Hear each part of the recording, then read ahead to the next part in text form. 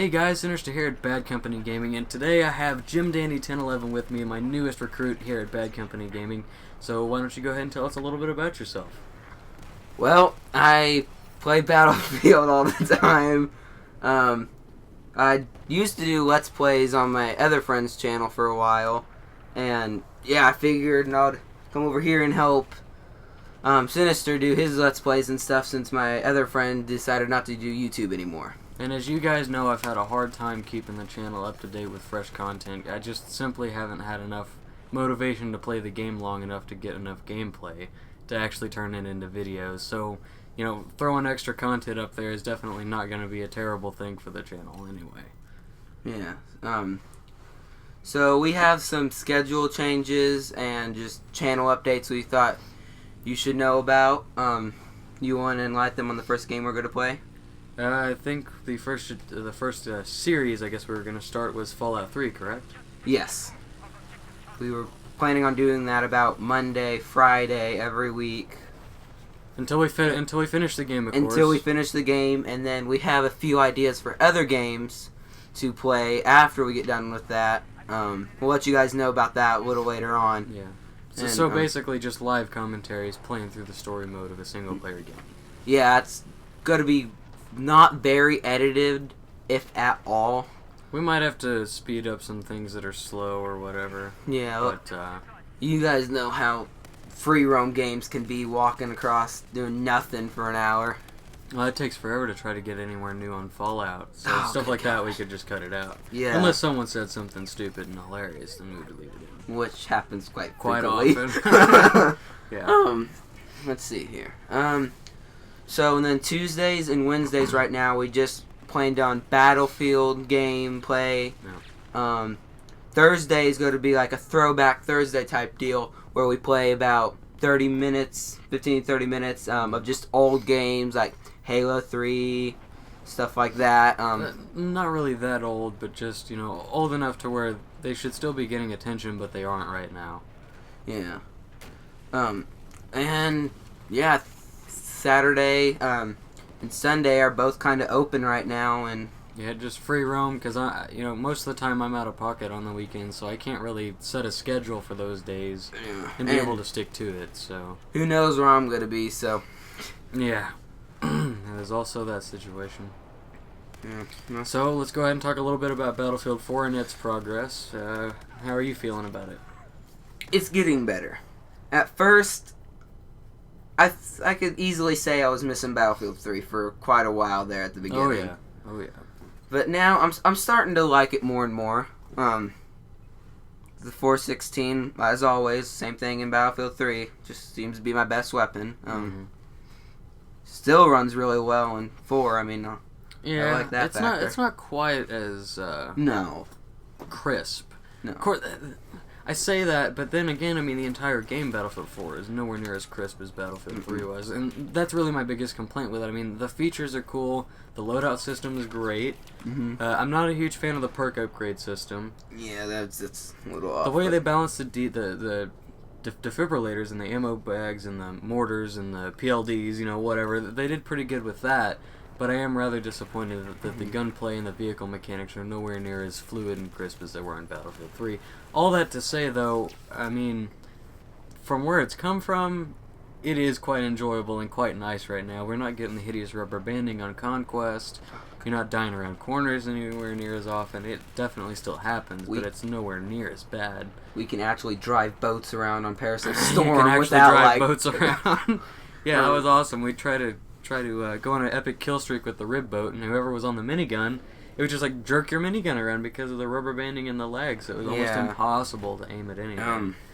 I think if we give it long enough, it won't be as good as Battlefield 3, but it'll be starting to get up there if we just give it long enough. The only thing I'm worried about is, I mean, Visceral has a heavy task ahead of them. Yeah. I mean, they've already pushed back the launch because they don't have enough time to make it a complete product, basically, is what they were saying. And the reason for that is because the beta, the biggest complaint was that it felt almost exactly like Battlefield 4, and I agree with that. You know, visually it was very much the same, the mechanics were very much the same.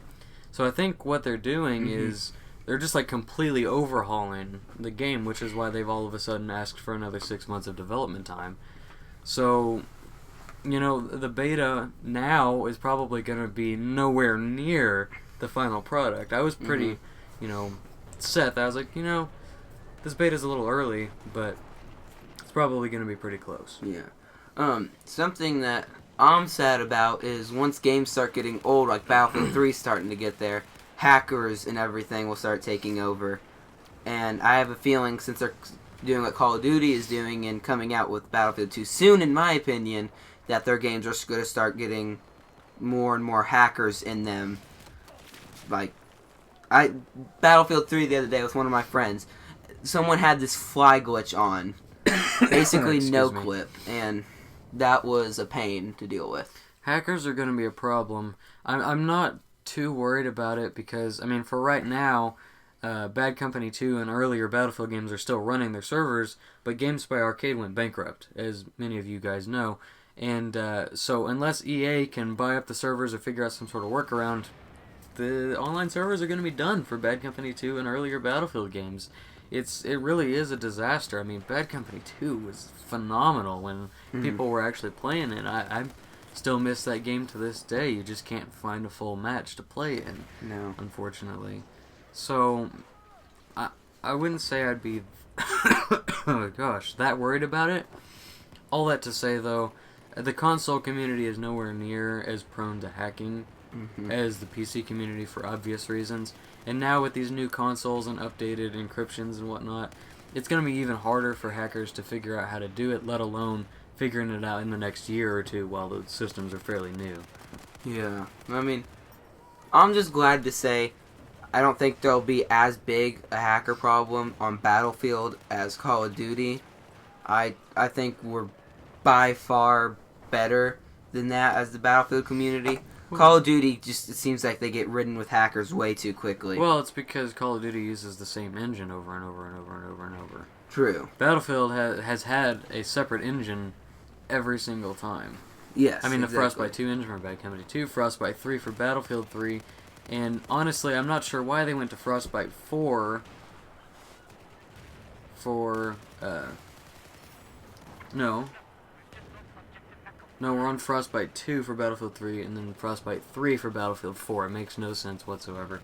But I don't know why they went from Frostbite 2. It was a perfectly adequate engine. The sound engine was amazing. Yeah, we were talking about sound engine on games. We were playing Thief the other day. And man, just the sound engine on that is easily comparable to Battlefield 3. It is outstanding. And then when you go back and play Battlefield 3 and hear the sound engine, you really appreciate the time the devs put in to the sound engine for Battlefield 3. Not that they didn't try for Battlefield 4. It's just they kind of went from realistic shooter, as far as the sound engine in Battlefield 3 to more of like an action movie sound palette for Battlefield 4. A lot of people think that that's a good thing, but to me it just seems a little bland. I will honestly say Battlefield 3 was the first game Battlefield actually bought and played for more than a few months, and by far one of the best games I have ever played. And he was Sinister was actually showing me Bad Company 2 and all those other games, and it is a disaster that games so good are going down. And Bad Company 2 had some really wonky mechanics, like not being able to strafe while you're sprinting. That always kind of irritated me. But the sniping was great. The map design on Rush was just phenomenal. So yeah, it is kind of sad to see those games kind of starting to retire a little bit. So yeah, I hope that you guys have enjoyed this sort of news update. We got to talk about Battlefield a little bit, which is definitely a good thing because that's sort of the heartstrings of this channel anyway. So have to get the Battlefield content in there. But have you enjoyed your time here? Yes. All right, good deal. So I hope you guys enjoy it, and I'll catch you guys on the next one. See ya.